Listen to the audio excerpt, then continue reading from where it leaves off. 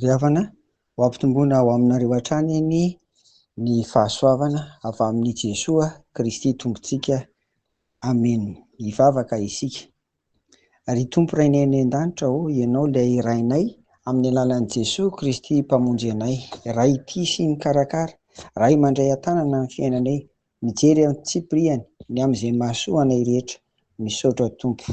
Dia mbola misy matoky ianao mandrakariva izay, koa tsy mbino, arovy ary tantany Tompo, aringana izay ho fifandoran-tena ho anao isan'andro amin'ny anaran'i Jesoa. Amen. Anio sy rapitso isika ry havana dia hijery ny amin'ny fiandrianan'i Jesoa Kristy. Izany dia takaritsika amin'ny filazantsara araka ny Jaona 9:1-10 ka hatramin'ny 1:70.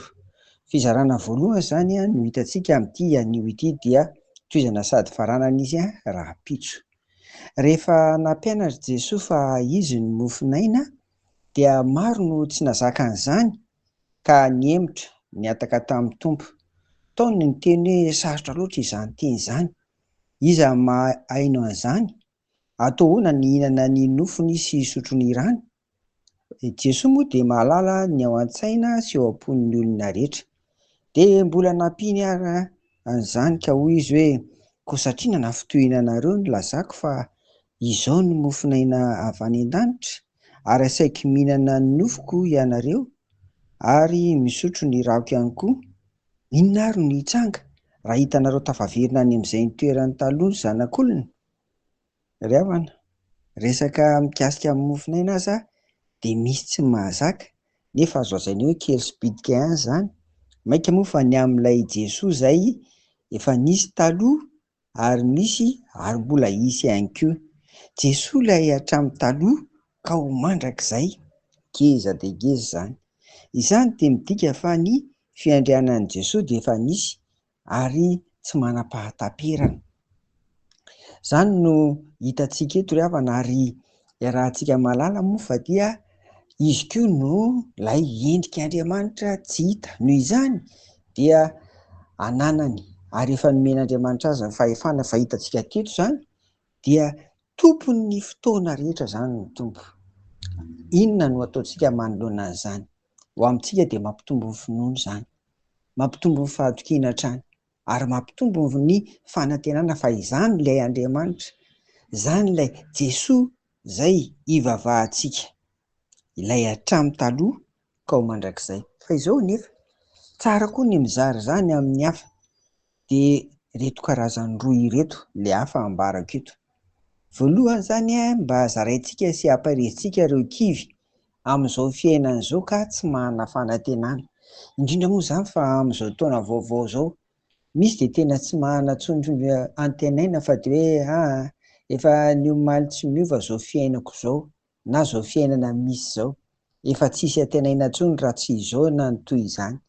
Tsia, Jesoa ilay hatramin'ny taloha ka ho mandrakizay no ka mbola norenantsika ny finoana sy ny fanantenana, ny fahatokiana rehetra, satria noho ny fiandrianany izay ananany ka ahafahany manao ny zavatra rehetra dia Jesoa ny tompon'ny fotoana.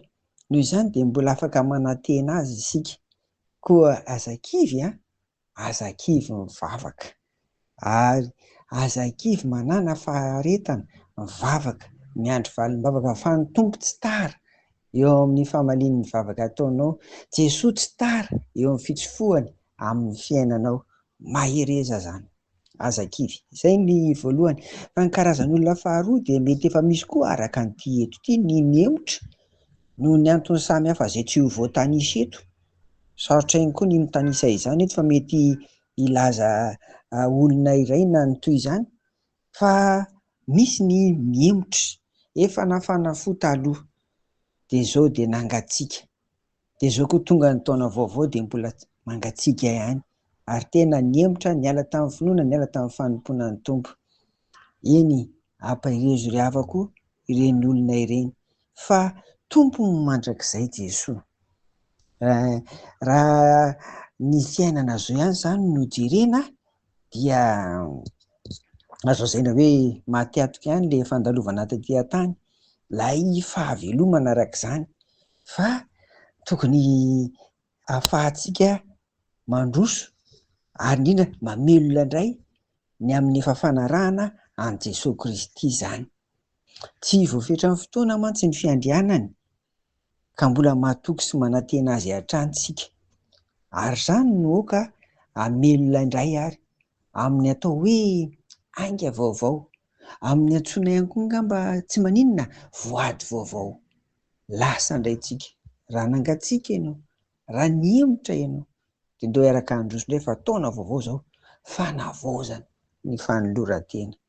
Koa inga ny ry havana izany hafatra rehetra nampitaina tamintsika tamin'ny an'io izany, tena mba hampahery antsika ihany koa ary dia hoy aho teo hoe mba ho zaraina amin'ny hafa raha misy ny kivy hitanao manodidina anao eny, raha misy nefa nihimotra ihany koa hitanao eny amin'ny manodidina anao eny, dia hampahery izy. Hoy izay teo hoe fizarana voalohany izay amin'ity Jaona toko 9:1-20 ka hatramin'ny 1:70 ity, fa dia hotoizantsika ary ho farahana rapitso ny fizarana faharoa miompana amin'ny hoe lehibe ny fiandrianan'i Jesosy. Amen. Vavaka sika. Tompo, mamondrafo aminay raha kivy izahay, mamondrafo aminay raha efa nihimotra ihany koa, fa izao koa anefa mivavaka izahay, mba tano mafy Tompo, mba hazaka fampianarana ka tsy hiala aminao mandritra ny androm-piainanay rehetra. Dia tahiny tontolo andronay Tompo sy ny androm-piainanay sisa rehetra, amin'ny anaran'i Jesosy. Amen. Ho aminareo ny fiadanan'i Jesosy. Amen.